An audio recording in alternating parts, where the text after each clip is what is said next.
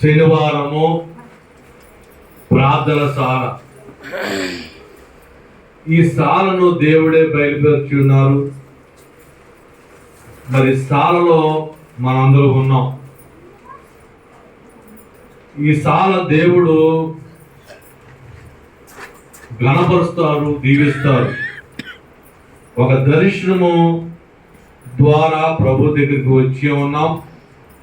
ఆ దర్శనము ప్రభు తప్పకుండా నెరవేరుస్తారు. మరి నేను నిన్న ఉదయము ఫోన్ చేస్తే దేవుడు దీవిస్తాడండి అని అభిషేక్ రాజు గారు చెప్పారు. అలాగనే దేవుడు దీవిస్తాడు. సామెత గ్రంథము 23వ అధ్యాయము 18వ వచనం చదువుకుందాం.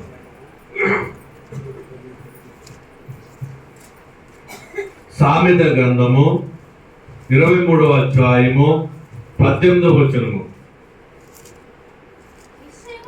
నిశ్చయముగా ముందు గతి రానే వచ్చును, ఆశ భంగము కానేరదు.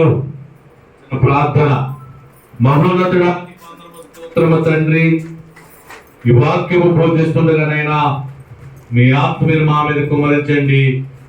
వినిచిన బిడ్డనైనా హృదయానికి అర్థమై పాకం కలిసేమని మీరే మా మధ్య గురించి బోధించమని యేసయ్య నామం అడుగుచున్నాం తండ్రి.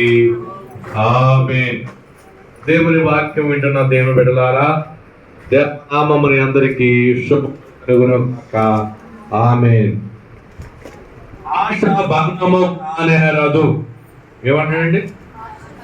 ఆశ భంగము కానేరదు.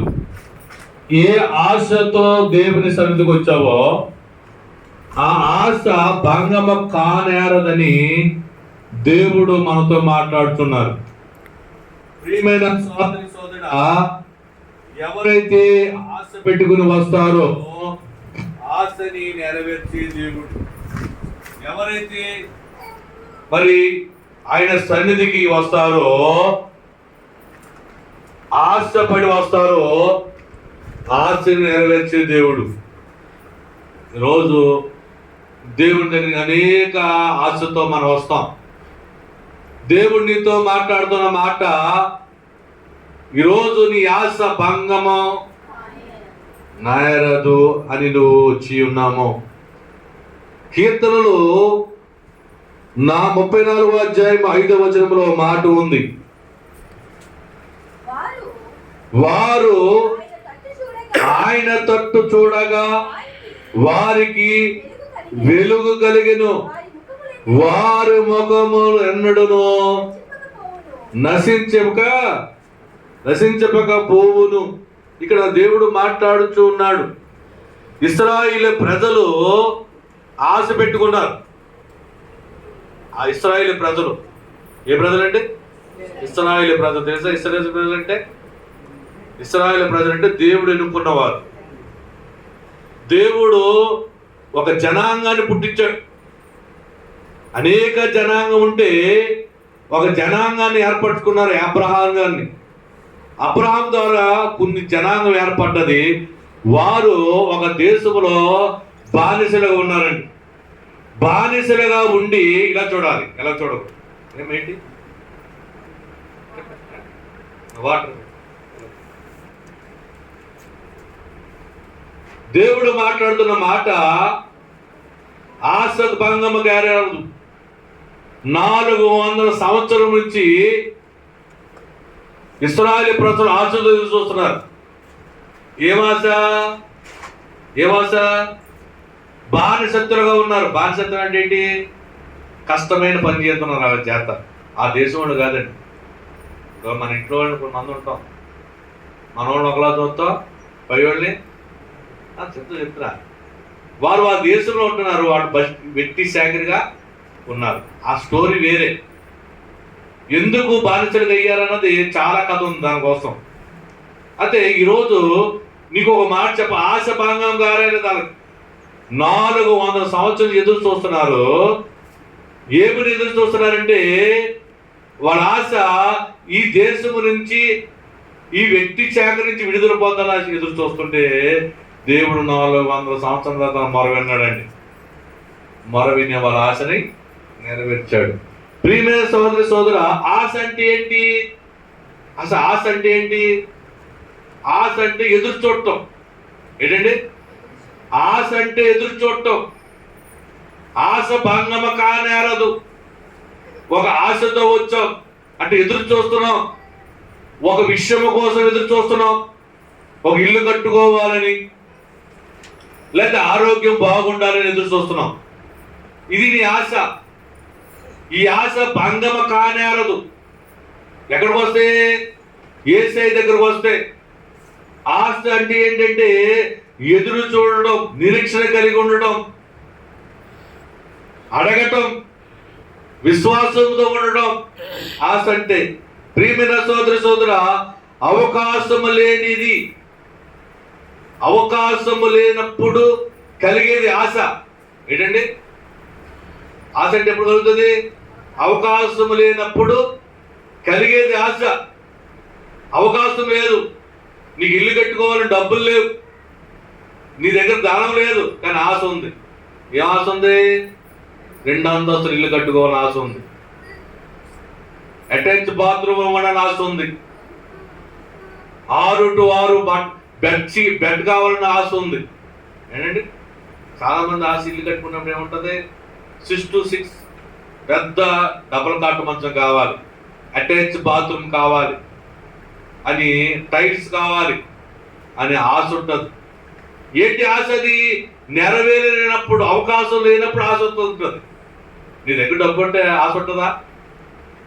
ఇలా చూడాలి, మీరు ఇలాగే చూడాలి.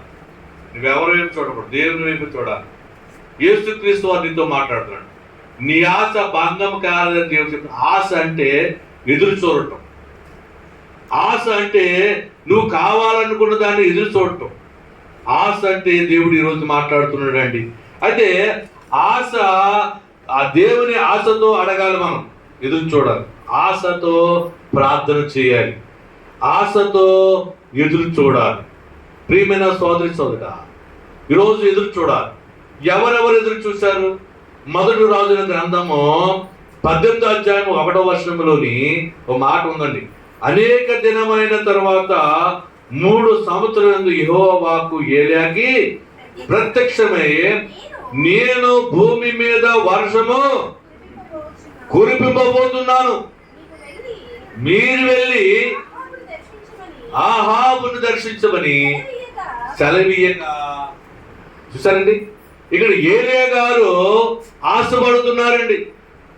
దేవుడు అన్నాడు వర్షము కురవాలని. దేవుడు చెప్పాడు, ఆహాబు చెప్పు, 3.5 సంవత్సరాలు వర్షం ఆగిపోయింది కదా, ఏలియా నువ్వే కదా ఆపేశావు, మళ్ళీ వర్షం కురిపిస్తున్నాను. ఆహాబు రాజుకు చెప్పు, ఆ దేశపు రాజుకు చెప్పు, వర్షం కురబోతుందని. అది ఏలియా గారు ఏం చేయాలండి? ఏం చేయాలి? ఎదురు చూడాలి. కానీ ఎదురు చూడాలి, ప్రార్థన చేశాడు. ఆశ ఉంది, ఆశ ఉన్నదని నువ్వు ఎదురు చూస్తున్నావా? అది రాంగ్. ఆశ ఉన్నది కాబట్టి నువ్వు ఏం చేయాలి? ప్రార్థన చేయాలి. అది ఏలియా గారు 7 మార్లు ప్రార్థన చేశారండి. ఎన్నిసార్లు చేశారు? 7 మార్లు. ఒక కొండ మీదకి వెళ్ళి ముఖము మోకాళ్ళ కింద పెట్టుకుని ప్రార్థన చేస్తుంటే ఆయన అసిస్టెంట్ ఉన్నాడండి, ఒక ఆయన. అయ్యా మేఘం వచ్చిందా చూడమ్మా అంటే మేఘమేం రాలేదండి. 6 సార్లు చేశాడు. అలాగే 6 గంటలు అయిపోయింది ప్రార్థన, మేఘమేం రాలేదు. ఆకాశం తేటగా కనబడుతుందండి, చిన్న మబ్బు కూడా కనబడతలేదు. అయితే దేవుడు చెప్తున్నాడు, ఆశతో ప్రార్థన చేస్తున్నాడు అండి. ఆశతో 7వ ప్రార్థన చేసినప్పుడు ఆయన అసిస్టెంట్ వెళ్ళాడు. అయ్యా ఆ సముద్ర వారని, ఆకాశంలో చిన్న వారని అరిచేంత మేఘము పుట్టింది, ఒక ఆకాశంలో ఒక మేఘం పుట్టింది తండ్రి అని ఆ గురువు గారు చెప్తే, అయితే ఓకే అని చెప్పి ఆయన వచ్చాడండి. ఆ ఆకాశం అంతా అరిచేంత మేఘం ఏమైందండి? ఆకాశం అంతా అయిపోయి, అప్పుడు అన్నాడు ప్రభువారు, ఆహాబుని ఇంటికి వెళ్ళిపోమను, వర్షం అతను ఆగిపేస్తుందమ్మో అని, త్వరగా రథం సిద్ధం చేసుకోమను ఏలియా అని చెప్పి ఆ రాజుని పంపించిన తర్వాత కుంభవర్షం పడ్డదండి. ప్రియమైన సోదరి సోదరా, ఈరోజు ఒక ₹1,00,000 నీకు కావాలి, నీకు ఆశ, ఒక ఇల్లు కట్టుకోవాలనో, బండి కొనుక్కోవాలనో, లేకపోతే సమస్య ఏదో చేసుకోవాలని ఒక 10 లక్షలు కావాలి. ప్రార్థన చేస్తున్నావు ఆశతో, ఒక ₹1,000 సాయం చేస్తాడు అక్కడి నుంచి.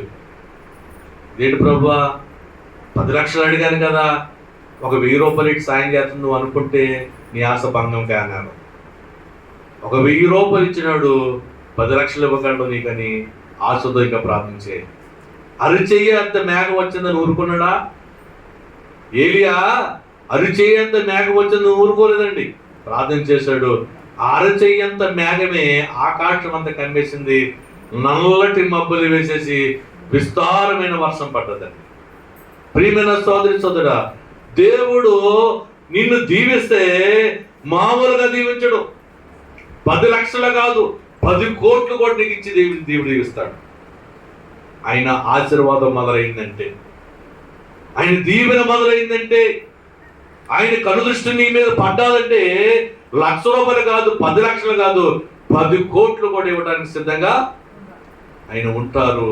అది మన కోసం, దానికోసం ఎదురు చూడాలి. ఆశ లేకుండా మన మందిరానికి రాకూడదు. ఏదో ఒక ఆశతో రావాలి, ఏదో ఒక ఆశతో దేవుణ్ణి అడగాలి, ఏదో ఒక ఆశ పెట్టుకుని దేవుని దగ్గర రావాలి. ఒక అనారోగ్యమా ఆశ, లేదా ఒక ఇల్లుని ఆశ, ఒక గర్భఫలం ఒక ఆశ, ఏదో ఒక ఆశతో నువ్వు సన్నిధికి వస్తే ఇక్కడ ఏమంటాడు తెలుసు, ఆశ భంగము కానేరదు. నీ ఆశ నెరవేరుతుంది. ఇది నా మాటలు కాదు, దేవుడు మాటలు. యేసయ్య నీతో పలుకున్న మాటలు, వాక్యం పలుకుతున్న మాటలు. నీ ఆశ భంగము కానేరదు, నువ్వు ఊరికినే ఎల్లవని దేవుడు చెప్తున్నాడండి. ప్రియమైన సోదరి సోదర, ఆయన ఇంకను మరి ఏం చేస్తున్నాడు అంటే చూడండి, సామెతల గ్రంథము 10వ అధ్యాయము 24వ వచనములో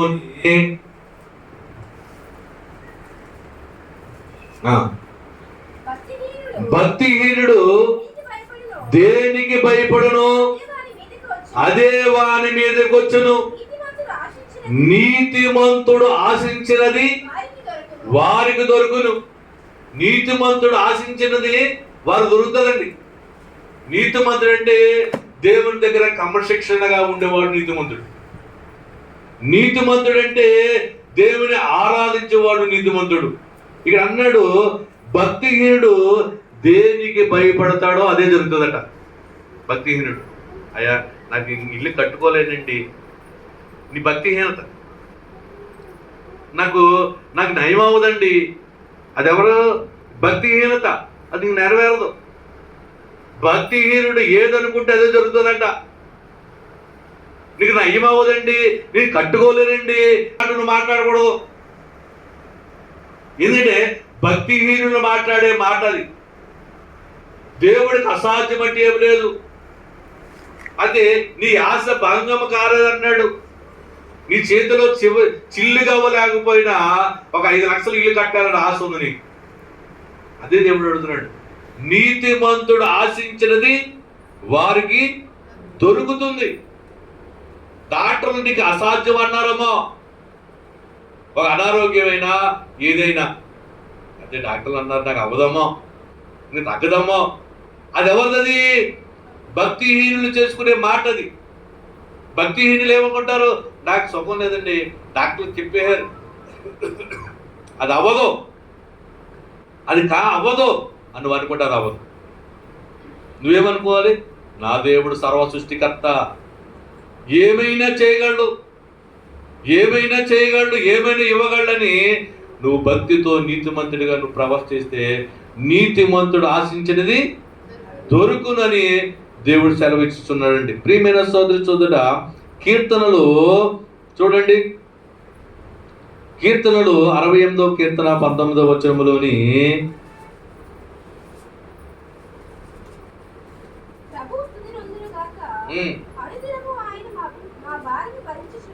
అనుదినము మా భారము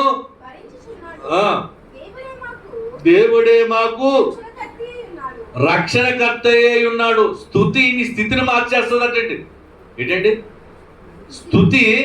నీ స్థితిని మార్చేస్తుంది. అయ్యా నీవు నాకు దయచేసినందుకు స్తోత్రములండి.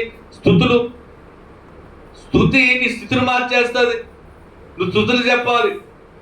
ఎలాగా? నీతిమంతుడు కావున నువ్వు దేవుని దగ్గర నీతిమంతుడైన యేసయ్య దగ్గరకు వచ్చు, నువ్వు నీతిమంతుడివే. రాజు కుమారుడు రాజే, నీతిమంతు కుమారుడు నీతిమంతుడే. నువ్వు నీతిమంతుడు ఏమనుకోవాలి? అయ్యా, నాకు దయచేస్తున్న దేవా నీకు వందనములు, నీకు స్తుతులు, నువ్వు దయచేసేస్తావు అని నువ్వు అనుకుని ప్రార్థన చేసుకోవాలి. ప్రియమైన సోదరి సోదరా, ఈరోజు దేవుడు చెప్తున్నాడు, నీ ఆశ భంగము కానేరదు. నీ ఆశ భంగం కానేరదు. ఇశ్రాయేలు ప్రజలు ఆశపడ్డారు. 400 సంవత్సరాలు ప్రార్థన చేశారండి. 400 సంవత్సరాలు తక్కువ. మనం 4 రోజులు 4 వారాలు చేయలేదు. మన వారం వచ్చాకున్నది. ఈ వారం ఏం చేశారు? ఆడపోయారు. అలాంటి కార్యం అవుతాయా? చెప్తాను. కానీ ఇశ్రాయేలు ప్రజలు ఆగక ప్రార్థన చేశారు. 400 సంవత్సరాలు ప్రార్థన చేశాక దేవుడు కరుణించి వాళ్ళని విడిపించాడండి బానిసత్వం నుంచి.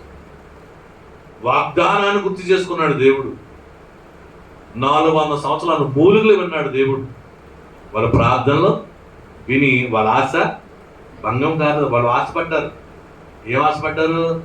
మమ్మల్ని విడిపిస్తాడు దేవుడు, మమ్మల్ని తీసుకెళ్తాడు దేవుడు, ఈ వెట్టి సేకరించి మమ్మల్ని విడిపిస్తాడని ఆశపడ్డారు. ఆశ భంగం కానారలేదు, కార్యం చేశాడండి. ప్రియమైన సోదరి సోదర, ఈరోజు నువ్వు ఆశతో వచ్చావు. ఏ ఆశతో అయినా సరే నీ ఆశ భంగం కానారు. అయితే నీ నీతిమంతుడిగా నువ్వు అనుకోవాలి. అయ్యా, నీ అయ్యా నీతిమంతుడు ఆశించి దొరికితే సెలవిచ్చావు. అయ్యా, నాకు ఇది అవసరం, నాకు ఇది అవసరం తండ్రి, నా బిడ్డలకి ఇది అవసరం, నా యజమానికి ఇది అవసరం, లేదా నా కుటుంబానికి ఇది అవసరం అని నువ్వు ప్రార్థన చేస్తే నీతిమంతుడు ఆశించిన దొరుకుతుందని నువ్వు అనుకోవచ్చు. నా దగ్గర ఏం లేదు కదా, నాకు ఎలా నెరవేరుతుంది నువ్వు అనుకోవచ్చు. ఆయన అనుకుంటే ఆకాశ వాక్యులు లింపేస్తారండి. ఈరోజు ఈ మందిరం నిలబడ్డామంటే నేను ఆశపడ్డాను. ఆశ నెరవేర్చలేదా? జనవరి 3వ తారీఖున ఓపెన్ చేయాలని ఆశపడ్డాను. 2020 సంవత్సరంలో ఆశపడ్డాను. ఎన్నో విపరీతలు వచ్చిన, బాధలు వచ్చిన, అడ్డంకులు వచ్చిన ఆశ భంగం కానారనదు. ఆశ నెరవేర్చాడు. నీళ్లు రావాలని ఆశపడ్డాను.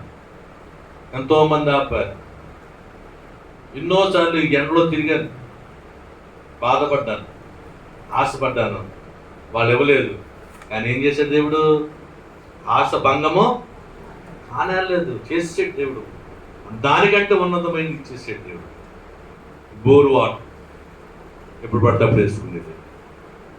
ఇక నేను ఆశపడుతున్నాను అనేక మంది స్వస్థత కార్యం జరగాలని, అనేక మంది, వందలాది మంది ఇక్కడ రావాలని ఆశపడుతున్నాను. ఆశ భంగం కానేరదు, త్వరలో వస్తారు. ప్రియమైన సోదరి సోదరుడా, ఈరోజు కొద్దిమంది మనం కనబడవచ్చు, కానీ రాబోయే కాలంలో మరి అనేక మంది జనాభాను తీసుకొచ్చి ఇక్కడ దేవుడు మహింపరుచుకుంటారు. ఇక్కడికి వచ్చిన వారికి ఆశ భంగం కానేరదు. ఏ ఆశతో దేవుడు వస్తారో దేవుని దగ్గరికి, ఈరోజు మొట్టమొదటి వాక్యం చెప్తున్న దేవుడు, నీ ఆశ భంగం కానేరదు. మీ ఇంట్లో కూర్చుంటానండి, నేను ప్రార్థన చేసుకుంటానంటే ఇంట్లో కూర్చున్నట్టే. నీ ఆశ నెరవేరాలంటే ఆశపడే ప్రాణాన్ని తృప్తిపరిచే దేవుని దగ్గర నువ్వు రావాలి. నీ ఆశ నెరవేరాలంటే ఆశపడే ప్రాణాన్ని తృప్తిపరిచే దేవుని దగ్గర నువ్వు వస్తే నీ ఆశ నెరవేరుస్తాడు. నీ కాదండి, నేను ఇంట్లో కూర్చుంటాను, ఎక్కడ కూర్చొని ప్రార్థన చేసుకున్న పర్వాలేదు కానీ నువ్వు అనుకుంటే అది నీ మూర్ఖత్వం. ఎందుకంటే సొలొమోను దేవాలయంలో దేవుడు మాట్లాడుతున్న మాట, నేను నా కనుదృష్టి ఈ దేవాలయం మీద ఉన్నది, ఈ దేవాలయం మీద నా కనుదృష్టి ఉంది, ఇక్కడ చేసుకునే ప్రార్థనల మీద నా చెవు వారి మాటను ఆలకిస్తూ ఉన్నదని దేవుడే మాట్లాడాడు. నువ్వు ఇంటికాడ కూర్చుంటే దేవుడు మాట్లాడి వింటారో వినరో నాకు తెలియదమ్మా, కానీ దేవుడు ఏర్పరిచిన ఈ మందిరములు ప్రార్థన చేసుకుంటే కంపల్సరీ దేవుడి మాటలో వింటారు, ఆయన ఆలకిస్తారు, నీ ఆశని నెరవేరుస్తారు. ప్రియమైన సోదరి సోదర, ఈరోజు నీకు దేవుడు చెప్తున్న మాట, నీ ఆశ భంగము కానేరదు. యోబు గ్రంథము 3వ అధ్యాయం 25వ వచనమును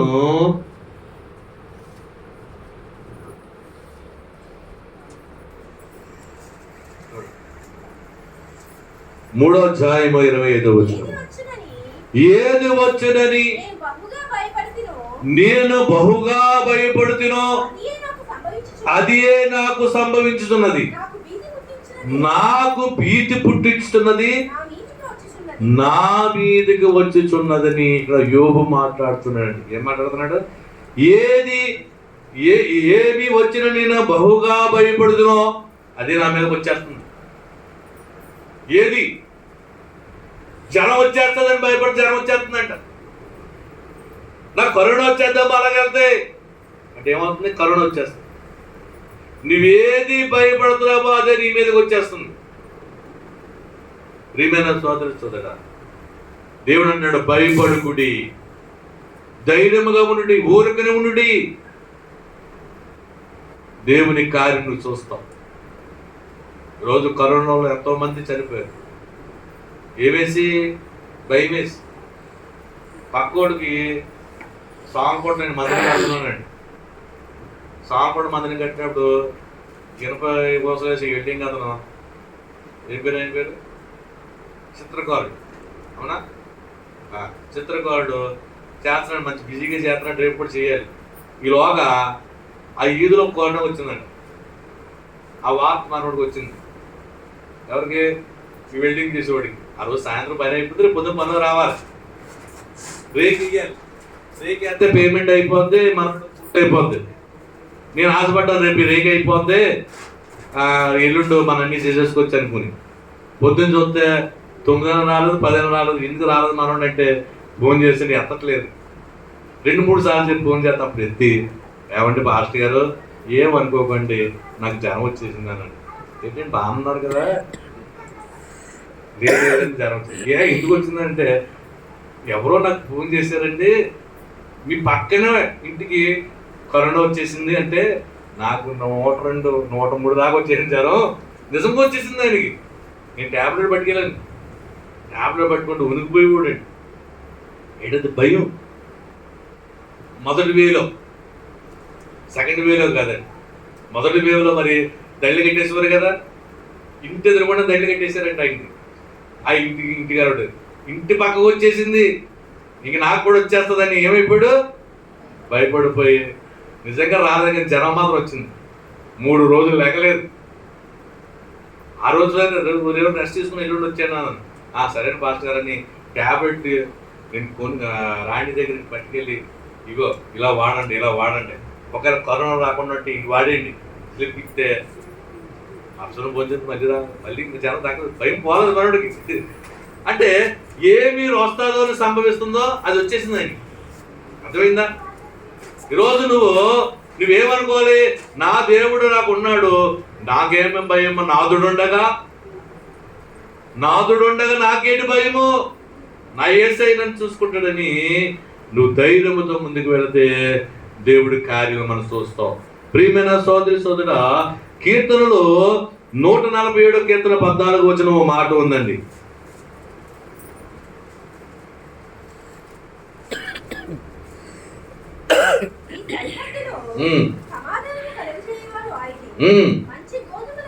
మంచి గోధుమతో నిన్ను తృప్తిపరచబడు ఆయనే, నీ సరిహద్దులో సమాధానము కలుగు చేస్తున్నట్టు దేవుడు. నీ ఆశ భంగం కాదు. మంచి గోధుమతో నిన్ను పూజిస్తాడు. ప్రియమైన సోదరి సోదరా, ఈరోజు దేవుడు చెప్తున్న మాట, దేవుని సన్నిధికి వచ్చి నిన్ను ఆశీర్వాద భోజనముతో పెట్టి నిన్ను తృప్తిపరుస్తున్నాడు. మంచి గోధుమలతో, మంచి ఆహారముతో. అయి మరి ఆహారాన్ని దేవుడే దీవించాడు. బైబిల్ మిషన్ స్వస్థశాలలో, ప్రార్థనశాలలో మరి సాంబారు ఒక దేవుడు ఆశీర్వించిన సాంబారుగా ఉంటుందండి.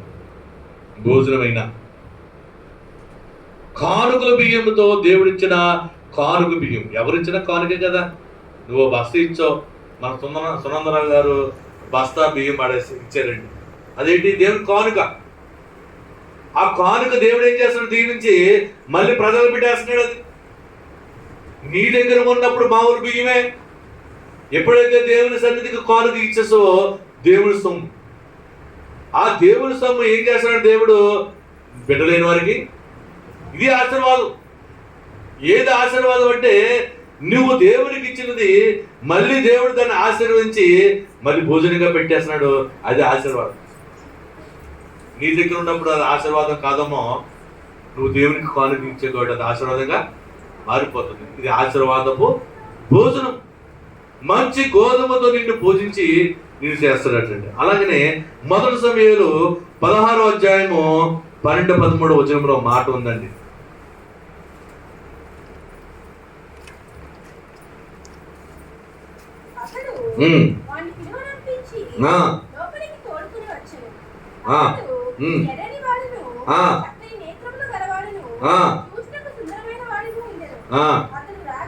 అతడు రాగానే నేను కోరుకున్నవాడు ఇతడే, నీవు లేచి వారిని అభిషేకించమని యెహోవా సెలవీయగా సమూయేలు తైలపు కొమ్ముతో తీసి వాని సహోదరుడి ఎదుట వారికి అభిషేకము చేసెను.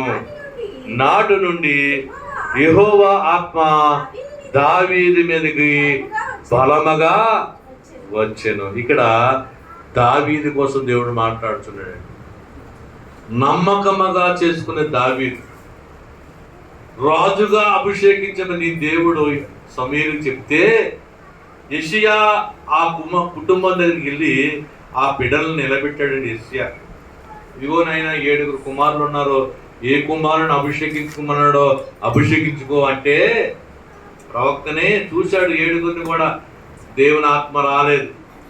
అప్పుడు తండ్రిని అన్నాడు, అయ్యా 7 కాకుండా ఎవరైనా ఉన్నారా అంటే ఉన్నాడు లేండి పనికిమాలోడు అన్నాడండి. ఎవరండి అయినా? దావీదు అని ఒక కుమారుడు ఉన్నాడు, చిన్నవాడు, గొర్రెలు మేపుకుంటే అడవిలో పెట్టాను అంటే ఆయన తీసుకుని అన్నాడండి. ఎవరో? ప్రవక్త. ఇక్కడ నువ్వు అర్థం చేసుకోవాలి, 7 కూడా మంచి హైట్, మంచి పర్సనాలిటీ, రాజుకి సరిపడగా ఒక టీవీ ఉన్నవాడు, ఒక అర్హత ఉన్నవాడు.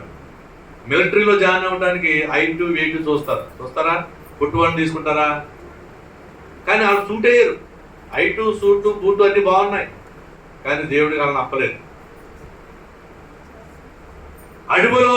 అడవిలో గొర్రె కాపరి కాస్తున్న దావీదును తీసుకొచ్చాడు దేవుడు. తీసుకురమ్మాడు సమూయేలు. తీసుకొస్తే ఆయన అంటున్నాడు, అయ్యా నేను కోరుకున్నవాడు ఇతడే. దేవుడు మాట్లాడుతున్నాడు సమూయేలుతో, నేను కోరుకున్నవాడు ఇతడే, నీవు లేచి అభిషేకించమని ఆయనతో సెలవియ్యగా. నేను కోరుకున్నవాడు ఇతనండి. ఏం చూసి కోరుకున్నాడు? నిన్ను కోరుకోవాలి. ఈరోజు 10 మంది ఉన్నాం, 20 మంది ఉన్నాం, నీలో నిన్ను కోరుకోవాలి, దీవించడానికి, నేను స్వస్థపడటానికి, నిన్ను బలముగా నిన్ను అభిషేకించడానికి. ఏం చూసి కోరుకుంటాడు? దావీదులో ఏం చూసి కోరుకున్నాడు? గొర్రెలు కాదుకునే గొర్రెల కాపరి అతను ఎలాగా అతనికి నప్పాడు, దేవునికి నప్పాడు అంటే తండ్రి అప్పగించిన పనిని నమ్మకంగా చేస్తున్నాడండి. అన్నలు అయితే టీవీగా రాజులుగా మరి నగరంలో బతుకుతుంటే తమ్ముడు ఎక్కడ బతుకుతున్నాడు? అడవిలో గొర్రెలు కాల్చుకుంటూ పులుల మధ్యన, తోడేళ్ళ మధ్యన వాడిని కాపాడుతూ ఉన్నాడండి. ఏం చూశాడు దేవుడు? నమ్మకం చూశాడు దేవుడు. ఈరోజు నీ నమ్మకం, నీ విశ్వాసం చూస్తున్నాడు దేవుడు.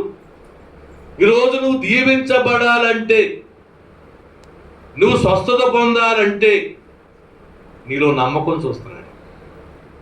అప్పుడు అంటాడు నాతోటి, అంటాడు, ఏమంటాడు దేవుడు? ఏమంటాడు? ఇదిగో నేను కోరుకున్న వారు ఏళ్ళే ప్రార్థన చేయి. ఏం కోరుకుంటాడైనా? నువ్వు సాక్షిగా నిలబడాలి. ఏం కోరుకుంటాడైనా? వీధిలో సాక్ష్యాలు చెప్పాలని దేవుడు కోరుకుంటాడండి. ఏం కోరుకుంటున్నాడు ఆయన?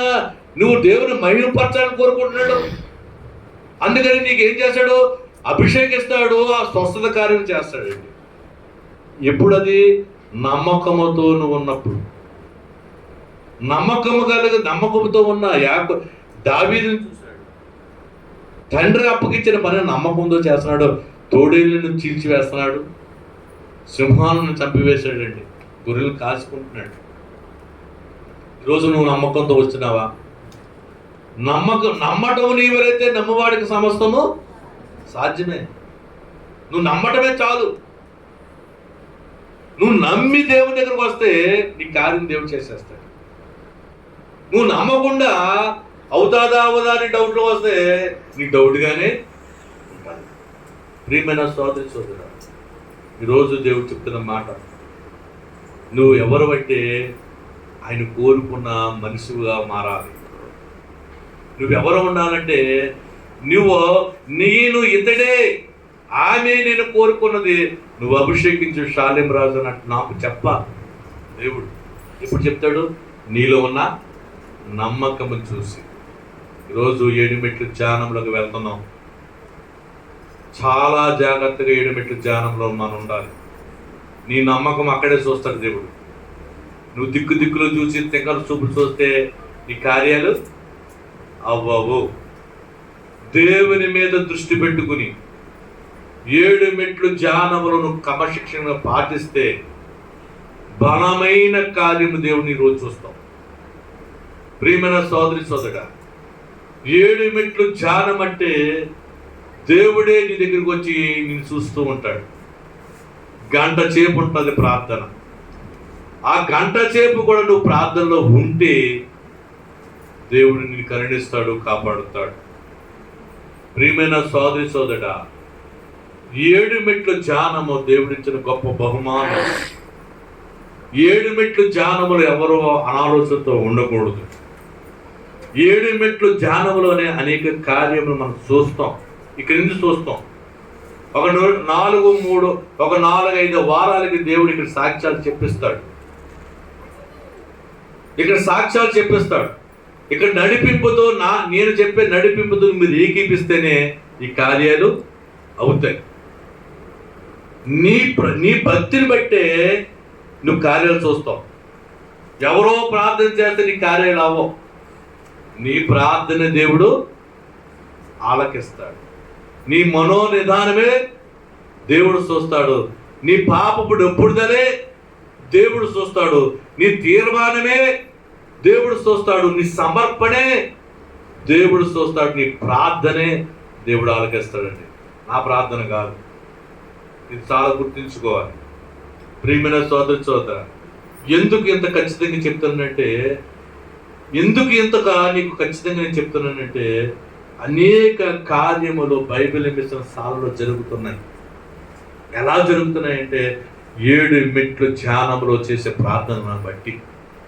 ఈరోజు అద్భుత కుమార్ గారు ప్రపంచంలో అతిపెద్ద మందిరమైన బైబిల్ మిషన్ ప్రార్థన స్వస్థశాల గుర్తి ప్రపంచానికి ఒక గొప్ప మందిరంగా నిలబెట్టాడు. 130,000 మంది విశ్వాసులు కలిగిన గొప్ప సారగా మార్చివేడు. ఎప్పుడు మార్చివాడు? ఎలా మార్చాడు? అని 7 మెట్లు ధ్యానం వలనే, ఆ ప్రార్థనశాల వలనే అనేక మంది రక్షించబడి ఈరోజు ప్రపంచానికి గొప్ప మందిరంగా దేవుడు నిలబెట్టారు. అలాంటి మందిరంలో అలాంటి నాయకుడి దగ్గర మనం ఉన్నాం. ఈరోజు రంగంపేటలో కూడా అటువంటి కార్యాలు దేవుడు చేస్తాడు. నాకు నడిపింపు దేవుడు నడిపింపు. నేను నడిపిస్తాను. ఆ నడిపింపులో మీరు పాల్గొనాలి. దేవుడి కొద్ది మాటలు దీవించను గాక. మనందరం 7 మెట్లు ధ్యానంలో వెళ్దాం. మోకరిందాం. మోకరించలేని వారు ఇలా లైన్గా నించోండి, ఎదురు బదులుగా నించోండి. అందరూ కూడా